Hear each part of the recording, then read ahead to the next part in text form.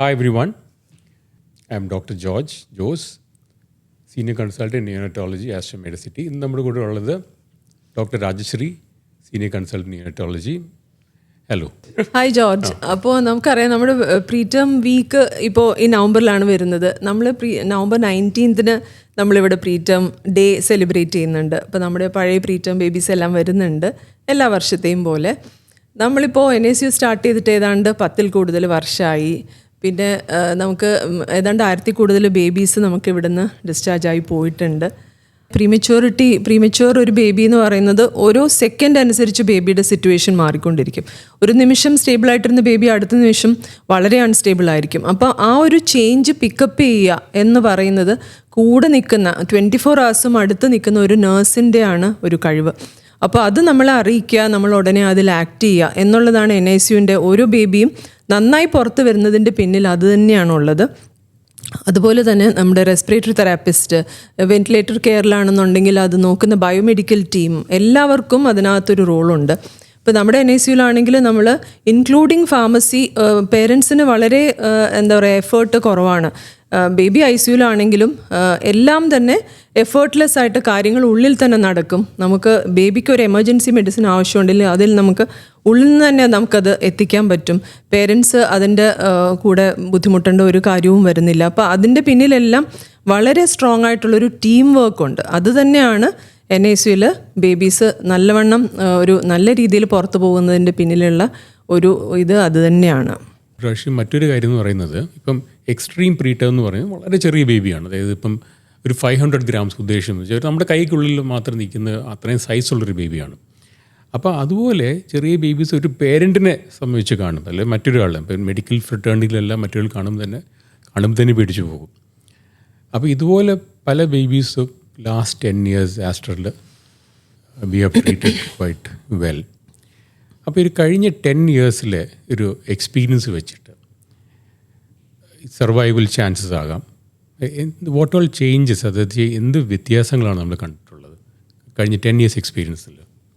തീർച്ചയായിട്ടും ഇപ്പോൾ നമ്മളൊരു 10 വർഷം മുമ്പത്തെ കാര്യങ്ങൾ എടുക്കുകയാണെങ്കിൽ മെല്ലെ ഈ ന്യൂനറ്റോളജി വളരെ പ്രോഗ്രസ് ചെയ്ത് വന്നുകൊണ്ടിരിക്കുകയാണ്. അപ്പോൾ ഇതിനു മുമ്പൊക്കെ നമുക്കറിയാം നമ്മൾ വയബിലിറ്റി എന്ന് പറയുന്ന കട്ട് ഓഫ് തന്നെ താഴേക്ക് പോയിക്കൊണ്ടിരിക്കുകയാണ്. മുമ്പൊക്കെ നമ്മൾ 28 ആഴ്ചയിൽ കുറവുള്ള ബേബീസിനെ ട്രീറ്റ് ചെയ്യണോ എന്നുള്ളൊരു ക്വസ്റ്റ്യൻ വരുമായിരുന്നു. ഇപ്പോൾ 24 weeks വരെ ഏതായാലും നമ്മൾ ട്രീറ്റ്മെൻറ്റ് കൊടുക്കും എന്നുള്ളത് കൺഫേംഡ് ആണ്. ഈവൻ അതിൻ്റെ താഴെ പോലും ബേബിയുടെ സിറ്റുവേഷൻ അനുസരിച്ചും പേരൻസിൻ്റെ സിറ്റുവേഷൻ അനുസരിച്ചും മെറ്റേണൽ കാര്യങ്ങളനുസരിച്ചും നമ്മൾ ചിലപ്പോൾ ആ ബേബിയെ നമുക്ക് രക്ഷിക്കാൻ പറ്റാറുണ്ട്.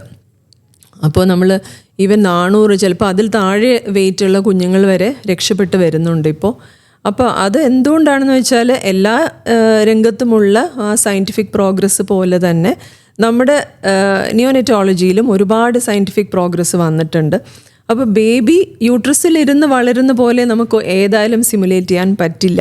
പക്ഷേ കഴിയുന്നത്ര അതുപോലെ ഇപ്പോൾ ന്യൂ ഇൻക്യുബേറ്റേഴ്സൊക്കെ അകത്തുള്ള ആ ഹ്യൂമിഡിറ്റി, ടെമ്പറേച്ചർ എല്ലാം മെറ്റേണൽ യൂട്രസിനകത്തുള്ള ആ എൻവയോൺമെൻറ്റ് സിമുലേറ്റ് ചെയ്യാൻ വേണ്ടിയിട്ട് ഉണ്ടാക്കിയിരിക്കുന്നതാണ്. അപ്പോൾ കഴിയുന്നത്ര നമ്മൾ ആ ഒരു എൻവയോൺമെൻറ്റ് ക്രിയേറ്റ് ചെയ്യുന്നു.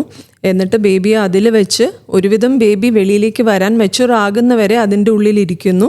പിന്നെ പതുക്കെ ബേബിയെ ഇപ്പോൾ വെന്റിലേറ്റർ കെയർ തന്നെ വളരെ മാറിപ്പോയി. പണ്ടൊക്കെ നമ്മളെ ബേബിയെ വെന്റിലേറ്റ് ചെയ്യുക, ശ്വാസം വലിപ്പിക്കുക എന്നുള്ളൊരു ഉദ്ദേശം മാത്രമേ ഉണ്ടായിരുന്നുള്ളൂ. ഇപ്പോൾ അങ്ങനെയല്ല. ബേബിയുടെ ലങ്സിന് ഒരു ഡാമേജും വരാതെ ബേബിയുടെ ലങ്സിനെ ശ്വസിപ്പിച്ച് മുന്നോട്ട് കൊണ്ടുപോവുക എന്നുള്ളതാണ് വെന്റിലേറ്റർ കെയർ. വളരെ ഫിസിയോളജിക്കൽ ആയിട്ടുണ്ട്. അത് വെന്റിലേറ്ററിൻ്റെ മെക്കാനിക്കൽ അഡ്വാൻസസ് കൊണ്ടുമാണ്, പല ടെക്നോളജിക്കൽ അഡ്വാൻസസ് കൊണ്ടുമാണ് നമുക്കത് പറ്റുന്നത്. അപ്പോൾ അതിനനുസരിച്ച് നമ്മുടെ പ്രോട്ടോകോൾസും ഒക്കെ വളരെ മാറിയിട്ടുണ്ട്.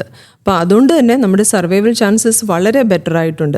ഈവൻ ഇപ്പോൾ ഒരു 25 weeks ബേബി എടുത്താൽ തന്നെ വളരെ റിമാർക്കബിൾ ആയിട്ടുള്ള രീതിയിൽ സർവൈവൽ റേറ്റ് എന്ന് മാത്രമല്ല, ഈവൻ വലിയ മോബിഡിറ്റി ഇല്ലാതെ ബേബി പുറത്തേക്ക് വരാനുള്ള ഒരു ചാൻസ് തന്നെ വളരെ ബെറ്റർ ആയിട്ടുണ്ട്.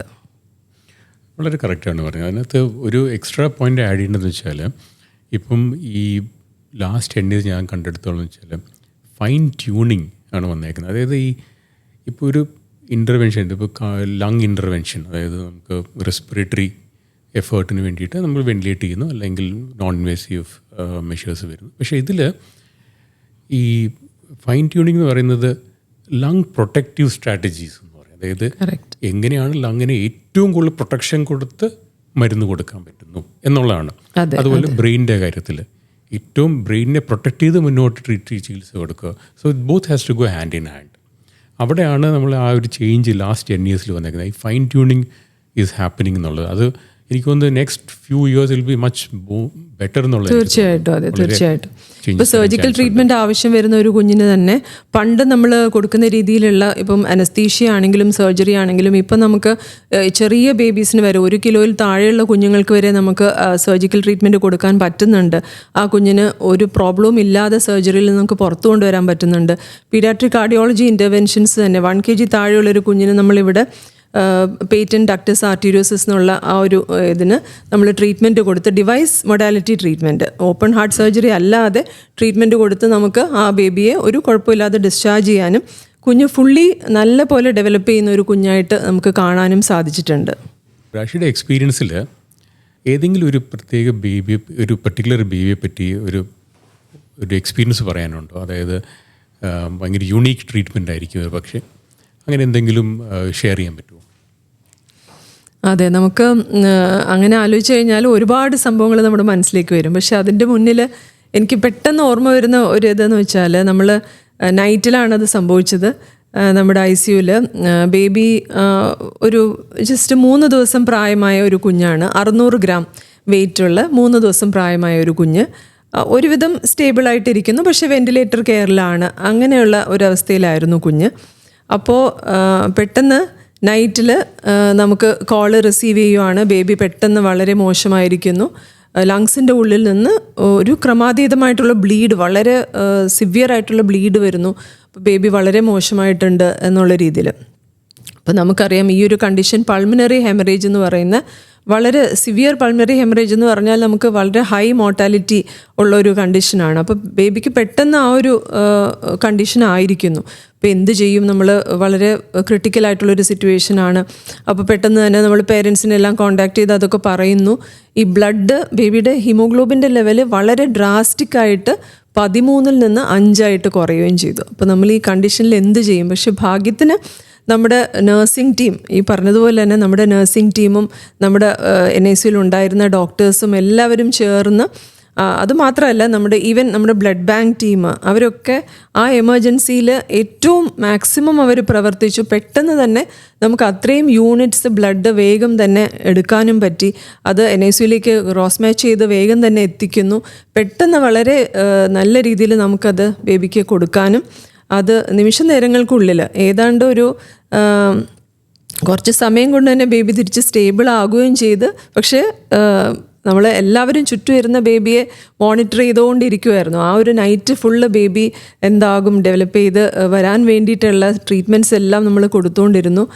മോർണിംഗ് ആയപ്പോഴത്തേക്ക് ബേബി ഒരുവിധം തിരിച്ച് സ്റ്റേബിളായത് വളരെ ഭയങ്കര ഒരു നല്ലൊരു എക്സ്പീരിയൻസ് ആയിരുന്നു അത്. Very good. അപ്പോൾ അതിനകത്ത് ആ ബേബി ഇപ്പോഴും നമ്മുടെ ഈ പ്രീമച്യൂരിറ്റി സെലിബ്രേഷൻസിനെല്ലാം തന്നെ മുന്നിൽ നിൽക്കുന്ന പേരൻസും ആണ്. ബേബി ഇപ്പോൾ സ്കൂളിൽ പോകാൻ തുടങ്ങിയിട്ടുണ്ട്. Very good. അതിനകത്തൊരു കാര്യം നമ്മൾ കണ്ടതെന്ന് വെച്ചാൽ റാപ്പിഡ് റെസ്പോൺസ് ടൈം. അപ്പോൾ ഇപ്പം നേരത്തെ പറഞ്ഞു ബ്ലഡ് വേണം, പെട്ടെന്ന് ബ്ലഡ് വേണം. ഇപ്പം ജനറലി ബ്ലഡ് ബാങ്കിൽ നിന്നൊരു ഡിലേ കാണും, അല്ലെങ്കിൽ പല ഡിപ്പാർട്ട്മെൻറ്റ് ഡിലേ കാണും. പക്ഷേ ഇത് ഓഡ് അവേഴ്സാണ്, നൈറ്റിലാണ് സംഭവിക്കുന്നത്. അപ്പോൾ അവിടെ പോലും എത്രയും പെട്ടെന്ന് ഇത് മൊബിലൈസ് ചെയ്ത് ബ്ലഡ് കൊടുക്കാനും കറക്റ്റ് സമയത്ത് ചികിത്സ കൊടുക്കാനും ചാൻസ് ഉള്ളത് അതൊരു വളരെ വലിയ നേട്ടമാണത്. അപ്പോൾ അതുകൊണ്ട് തന്നെയാണ് ഈ ഔട്ട്കം അത്രയും ബെറ്റർ ചെയ്യാൻ ചാൻസ് ഉള്ളത്. നമ്മളിപ്പോൾ 10 വർഷം കഴിഞ്ഞു, 11 വർഷമായി. നമ്മൾ മോർ ദാൻ 1000 ബേബീസിനെ കെയർ ചെയ്തു. വളരെ ഒരു ഗ്രാറ്റിഫയിങ് എക്സ്പീരിയൻസ് തന്നെയാണ്, സംശയമൊന്നുമില്ല.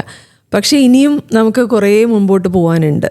അപ്പോൾ ഇനി അടുത്ത 10 വർഷം, അടുത്ത 1000 ബേബീസ്, അല്ലെങ്കിൽ ഇനി അതിൽ കൂടുതൽ ബേബീസ്, അങ്ങനെ വരുമ്പോൾ നമുക്ക് എന്തൊക്കെയാണ് നമുക്ക് ഭാവിയിൽ ചെയ്യാൻ പറ്റുന്ന കാര്യങ്ങൾ?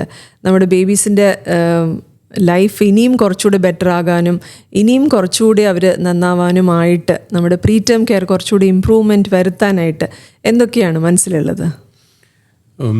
നമ്മൾ ഈ ബേബീസിൻ്റെ അടുത്ത 1000 ബേബീസ് എന്ന് പറയുമ്പോൾ തന്നെ it's a long way head. പക്ഷേ അത് പറഞ്ഞ പോലെ തന്നെ ഈ അടുത്ത 1000 ബേബീസിന് അതുപോലെ അറ്റ്മോസ്റ്റ് കെയർ വേണമെന്ന് മാത്രമല്ല, കുറച്ചുകൂടി ഇമ്പ്രൂവ്മെൻറ്റ് വേണം. മെഡിക്കൽ കാര്യങ്ങളിൽ ഡെവലപ്മെൻറ്റ് വരുന്നതനുസരിച്ച് നമ്മുടെ പ്രീമച്യൂരിറ്റി കെയറിൽ ഡെവലപ്മെൻറ്റ് വരണം. അപ്പം ഒരു എക്സാമ്പിൾ എന്ന് പറഞ്ഞാൽ ഇൻ യൂട്രോ എൻവയൺമെൻറ്റ് എന്ന് പറയും. ഇൻ യൂട്രോ എൻവയൺമെൻറ്റ് എന്ന് പറയുന്നത് നമ്മൾ ഈ പ്രീ ടേം ബേബീസിന് യൂട്രസിനകത്തുള്ള ഓൾമോസ്റ്റ് സിമിലർ എൻവയൺമെൻറ്റ് ക്രിയേറ്റ് ചെയ്യുക എന്നുള്ളതാണ്. ഇപ്പോൾ ഉദാഹരണം പറഞ്ഞാൽ ഇപ്പോൾ നമ്മുടെ NICUവിൽ നോയ്സ് റിഡക്ഷൻ നടക്കുന്നുണ്ട്. അതായത് നമ്മൾ അത് വീണ്ടും ഒരു 45 decibels വരെ കൊണ്ടുവരാൻ ശ്രമിക്കുന്നുണ്ട്. രണ്ടാമതൊരു ഡേ നൈറ്റ് ഡിഫറൻസ് വരാൻ, അതായത് ലൈറ്റ് കാണും പക്ഷെ ലൈറ്റ് ഡിം ചെയ്യുമായിരിക്കും. അപ്പോൾ ആ ഒരു ഡേ നൈറ്റ് സർക്കാഡിയൻ റിതം കൊണ്ടുവരാനായിട്ട്. അപ്പോൾ ഇതെല്ലാം എന്താണ് ചെയ്യുന്നത് വെച്ചാൽ ഈ സൈനാപ്റ്റോജെനിസിസ് എന്ന് പറയുന്നത്, അതായത് ബ്രെയിൻ ഡെവലപ്മെൻറ്റിനെ ബെറ്റർ ആക്കുന്നു എന്നുള്ളതാണ് കാണുന്നത്. അപ്പോൾ അത് മാത്രമല്ല, മറ്റൊരു ഇമ്പോർട്ടൻറ്റ് കാര്യം നമ്മൾ വി ആർ പ്ലാനിങ് എന്ന് പറയുന്നത് family involved new born care എന്ന് പറയും. അതായത് ഫാമിലി സെൻറ്റേർഡ് കെയർ എന്ന് പറയും. ഇപ്പം മദറിന് എപ്പോൾ വേണമെങ്കിലും വരാം, എപ്പോൾ വേണമെങ്കിലും ഫീഡ് ചെയ്യാം, ആ സമയത്ത് ബേബി എപ്പോൾ വേണമെങ്കിലും കാണാം. പക്ഷേ അത് മാത്രമല്ല, മുന്നോട്ട് നമ്മൾ അടുത്ത ICU will be planned with mother being with the baby. അതാണ് അടുത്ത സ്റ്റെപ്പ് നമ്മൾ പറയുന്നത്. അപ്പോൾ അവിടെ ഒരു പേരൻസിന് നമുക്ക് ഫാമിലി എപ്പോൾ വേണമെങ്കിലും കുഞ്ഞിനെ കാണാനും പറ്റും, ഒരു സ്റ്റാഫ് തൊട്ടടുത്ത് ഉണ്ടെന്നാണ്. അപ്പോൾ ആ ഫീഡിങ്ങിനെ ഇഷ്യൂ വരുന്നില്ല, ഡെവലപ്മെൻറ്റിനെ കുറച്ചുകൂടി ബെറ്റർ ആക്കാൻ പറ്റും. അത് സംബന്ധിച്ച് കാങ്കർ മദർ കെയർ എങ്ങനെ കൊടുക്കാം, അങ്ങനെ ഇതെല്ലാം കൂടി ഇൻ്റഗ്രേറ്റ് ചെയ്യുമ്പോഴാണ് ഈ ഫാമിലി സെൻറ്റേർഡ് കെയർ വരുന്നത്. It's a long way further മുന്നോട്ട് നോക്കുകയാണെങ്കിൽ, പക്ഷേ ഇതുപോലെ ചെറിയ development we sure it will make a huge difference. അതെ, ഇപ്പോൾ മദറും ഫാദറും ഈക്വലി ഇൻവോൾവ് ആവുന്ന ഒരു പ്രീ ടേം കെയറും, അതുപോലെ തന്നെ ബേബി ജനിക്കുമ്പോൾ മുതൽ തന്നെ കഴിയുന്നത്ര ഏർലി സ്റ്റിമുലേഷൻ തെറാപ്പീസ് നമുക്ക് കൊടുക്കാൻ പറ്റുക, ബെഡ് സൈഡിൽ തന്നെ കഴിയുന്നത്ര ഏർലി സ്റ്റിമുലേഷൻ. അപ്പോൾ ബേബിയുടെ സെൻസസ് ഓരോന്നും, നമുക്ക് 5 സെൻസസ് ഉണ്ടെന്ന് നമുക്കറിയാം, അതിൽ ഓരോന്നും ഡെവലപ്പ് ചെയ്യുന്നതിനനുസരിച്ച് അതിൻ്റെ മാക്സിമം സ്റ്റിമുലേഷൻ കൊടുക്കുമ്പോൾ ജോർജ് പറഞ്ഞതുപോലെ നമ്മുടെ ബ്രെയിൻ കണക്ഷൻസ് ഫോം ചെയ്യാൻ അത് ഒരുപാട് ഹെൽപ്പ് ചെയ്യും. അപ്പോൾ കഴിയുന്നത്ര ബേബീസിനെ നമ്മൾ പ്രീ ടേം ബേബിയെ പോലെ ഡെവലപ്പ് ചെയ്യുന്ന രീതിയിൽ കഴിയുന്നത്ര ആക്കിയെടുക്കുക എന്നുള്ളതാണ് നമ്മുടെ ഒരു സ്വപ്നം എന്ന് പറയുന്നത്.